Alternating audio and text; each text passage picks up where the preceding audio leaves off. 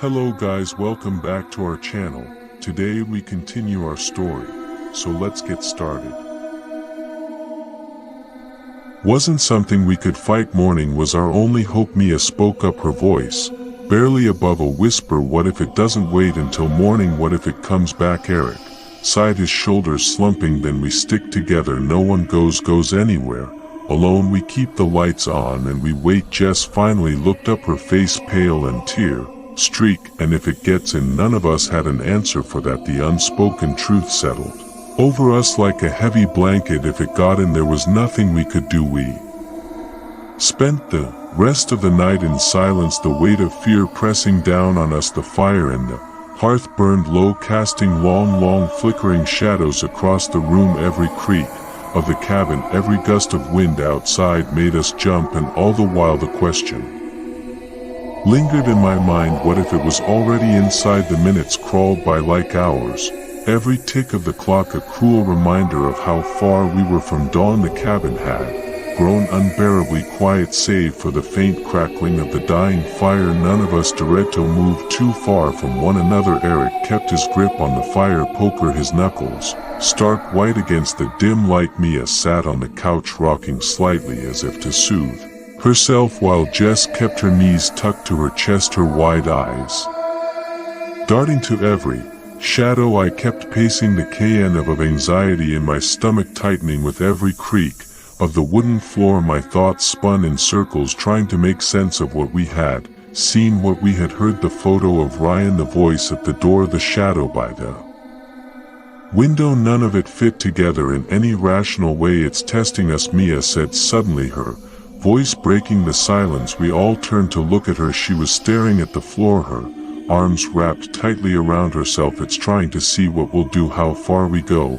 What are you talking about? Eric asked, his voice sharp. He was on edge, more so than I'd ever seen him. Think about it, Mia said, her voice trembling. It's not just scaring us.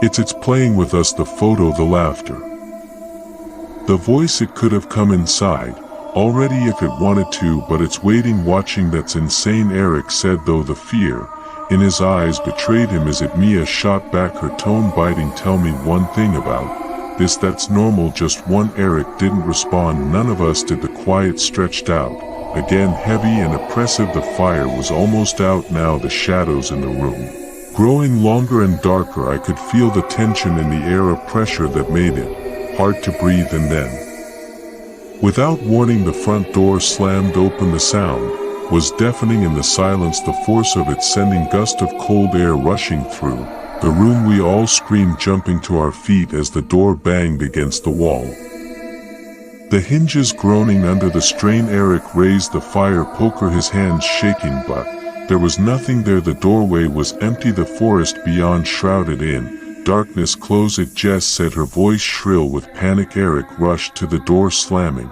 it shut and unlocking it, his movements frantic. What the hell was that? He yelled, spinning around to face us. Before anyone could answer, the laughter started again.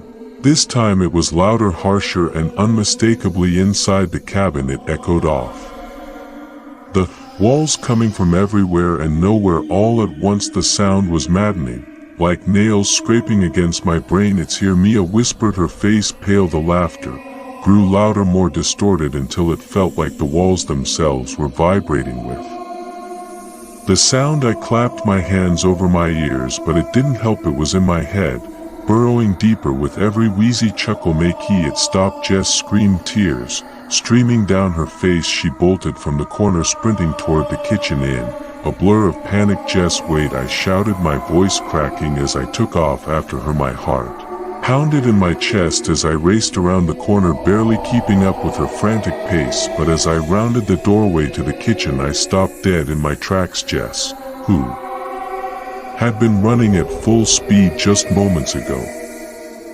was now standing completely. I should have listened.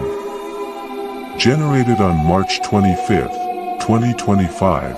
https://www.antiago.com https://www.youtube.com/watch?v=23lscc3 okk page 8 of 18. Still in the middle of the room, the contrast was jarring. Her arms hung limply at her sides, her shoulders unnaturally slack. The rapid motion that had driven her moments ago was gone, replaced by an eerie stillness that made my skin crawl. "Jess," I called, my voice shaking. She didn't respond. Her back was to me, her head tilted slightly to one side as if listening to something I couldn't hear. I took a cautious step closer, the floor creaking under my weight. "Jess, are you okay?" I whispered, though every nerve in my body screamed at me to turn around and run. She turned slowly, her movements deliberate and unnaturally slow, like something out of a nightmare. When her face came into view, my stomach dropped. Her lips were pulled into a grotesque grin, stretched too wide as if her skin couldn't contain it. Her eyes were wide and unblinking, glassy with an unnatural sheen. It was the same expression we had seen in the photo of Ryan, only now it was right in front of me. "Jess," I repeated, my voice barely above a whisper. She burst into laughter, loud and unhinged, making me jump back. "Gotcha," she said, doubling over with amusement. "You should have seen your face." "What the hell, Jess?" I shouted, the adrenaline in my veins turning to irritation. "Are you seriously joking right now?" Eric stormed into the kitchen, gripping the fire poker. "You think this is funny after everything?" Jess straightened up, still grinning, though her laughter started to knee. "I just needed to lighten the mood," she said. "We're all so tense." "Lighten the mood?" Mia's voice cracked as she appeared in the doorway, her face pale and tear-streaked. "You think pretending to be that is funny?" Jess looked down, her smile faltering. "I was just trying to help. I didn't mean to scare you guys that bad." The tension in the room was palpable as we stared at Jess, her earlier expression and behavior still unsettling. Despite her explanation, as the others argued, Jess seemed to retreat into herself, her grin fading into something almost neutral, though her silence felt heavier than usual. I tried to convince myself she was just embarrassed by the backlash. After all, it was just the morning light trickling through the windows felt like salvation. None of us had managed to sleep, the events of the night leaving us raw and jittery.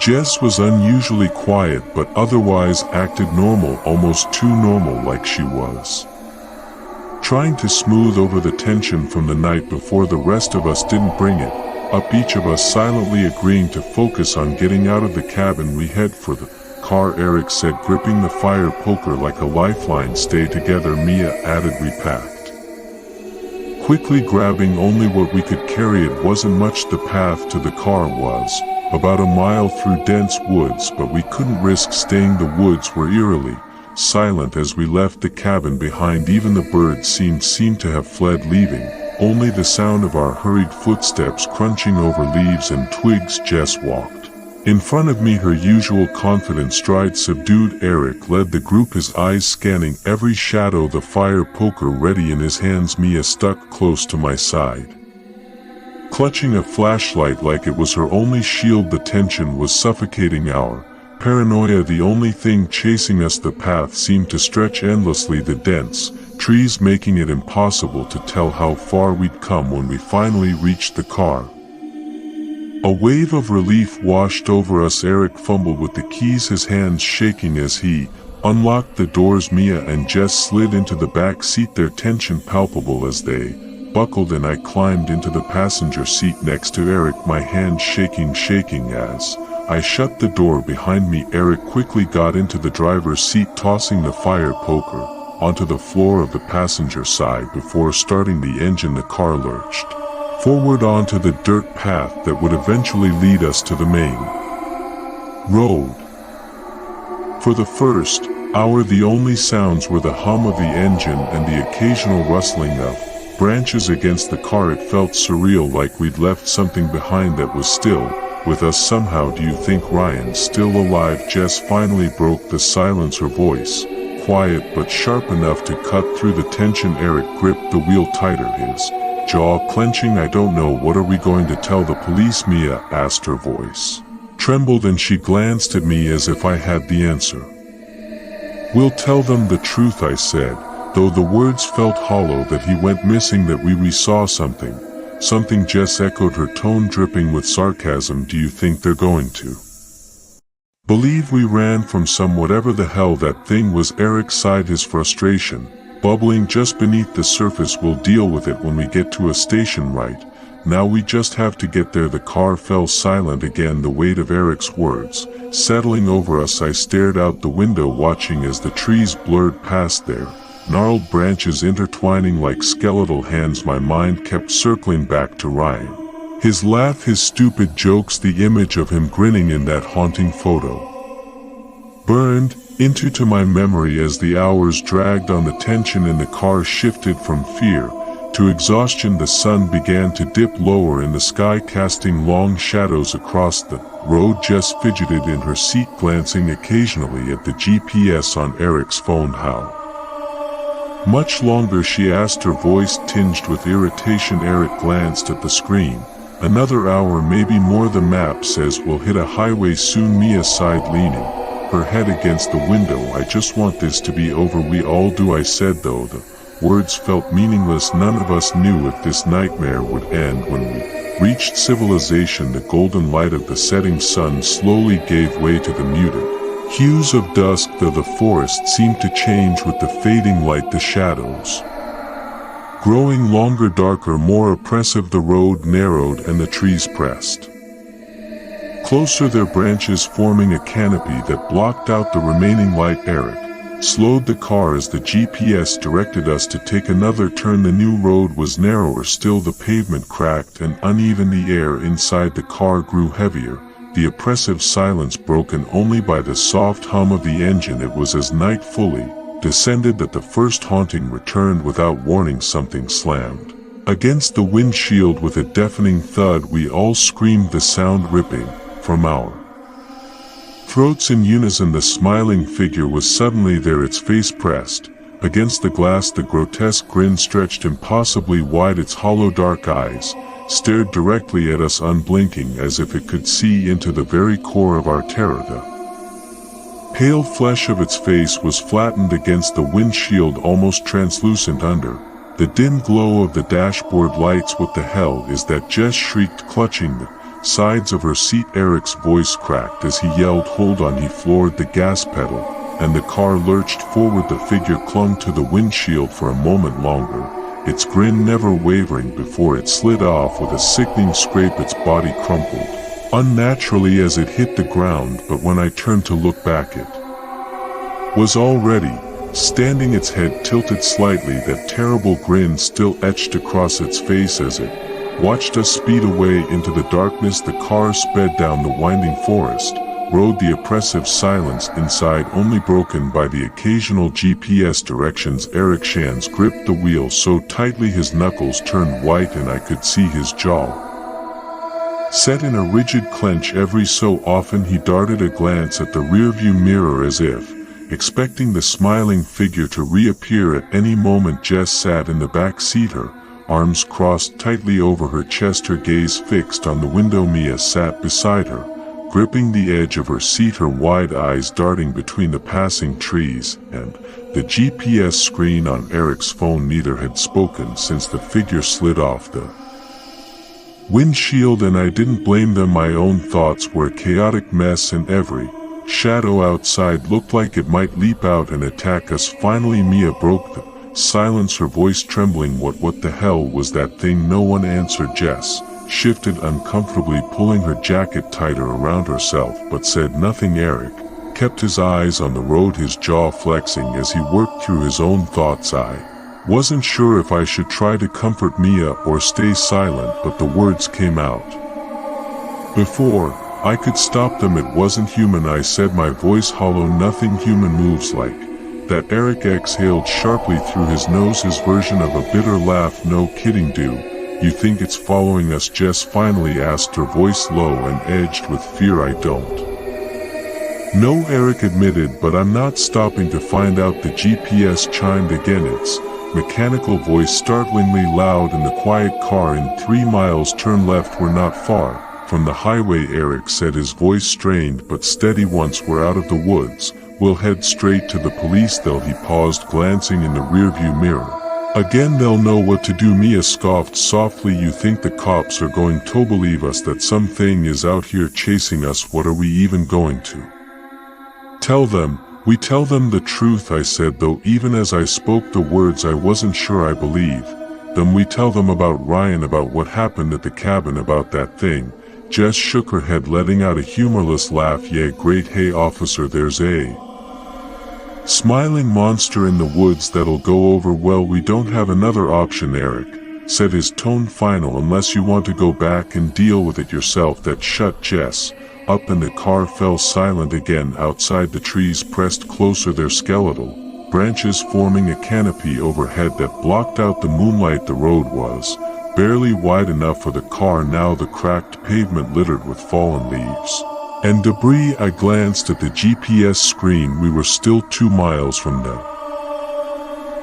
turn. The tension in the car was suffocating. Every bump in the road, every rustle of leaves outside made my heart jump. I kept my eyes on the road ahead, trying not to think about the figure, its hollow eyes, and that grotesque grin burned into my memory. But no matter how hard I tried, I couldn't shake the feeling that we weren't alone. A sound cut through the silence, a laugh, low and guttural, echoing from somewhere in the forest. It started as a single voice, but it grew, multiplying into a cacophony of horrible mocking laughter that seemed to come from every direction at once. Do you hear that? Mia whispered, her voice shaking. How could we not? Jess snapped, her face pale. The laughter grew louder, closer, until it felt like it was coming from inside the car. Eric's grip on the wheel tightened, his knuckles turning even whiter. Just ignore it, keep calm, he muttered, more to himself than to us. Then something dark and fast blitzed past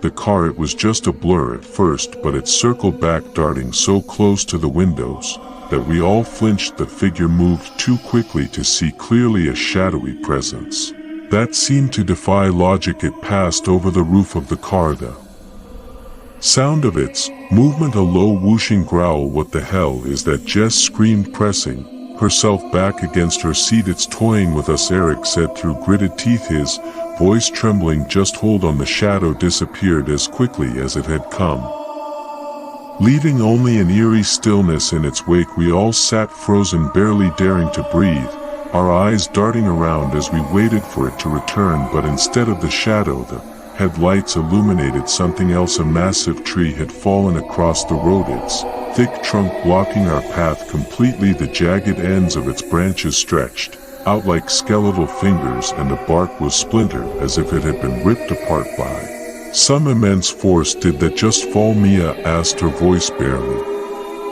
audible. Eric shook his head. No, that wasn't an accident. Eric shifted the car into reverse, trying to back away from the tree, but as soon as he touched the gas, the engine sputtered and died.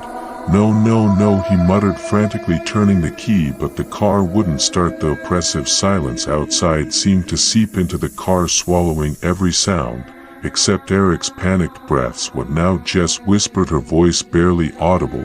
Before anyone could answer, Mia pointed toward the tree, her hand trembling. Look over there, next to the trunk. All of us turned our heads to where she was pointing, and that's when we saw him, Ryan. He was lying on the ground just a few feet from the splintered wood. His body was still, his face pale and eerily serene in the glow of the headlights. Oh my God, I breathed, my stomach churning. Is he alive? Eric gritted his teeth. I'm not leaving him out there. He reached for the door handle, but Mia grabbed his arm. No, don't go out there. Eric hesitated, his eyes darting between Ryan's body and the dark forest beyond. Finally he nodded. We'll check together. No one stays alone. Reluctantly we opened the doors and stepped out into the cold night air. The forest around us felt suffocating, the darkness pressing in from every side. The sound of our footsteps on the gravel seemed unnaturally loud as we approached Ryan. My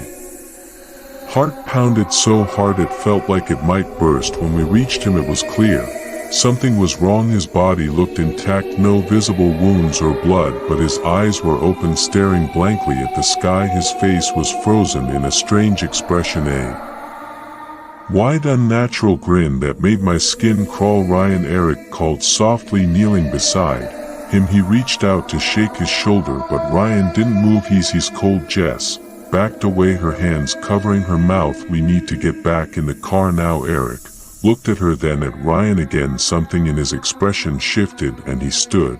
Abruptly, "She's right, let's go." We hurried back to the car, slamming the doors shut. Behind us, Eric tried the engine again, but it wouldn't turn over. "Damn it," he hissed, hitting the steering wheel. "Just lock the doors," I said, my voice shaking. "We'll figure it out." Eric clicked the locks and we all sat in silence, the weight of what we'd seen settling over us like a suffocating blanket. The headlights still illuminated Ryan's lifeless body by the tree, his grin visible even from inside the car. None of us spoke. None of us dared to move. My chest tightened and I glanced at the others. None of us wanted to say it, but we all knew the truth. The silence in the car was oppressive.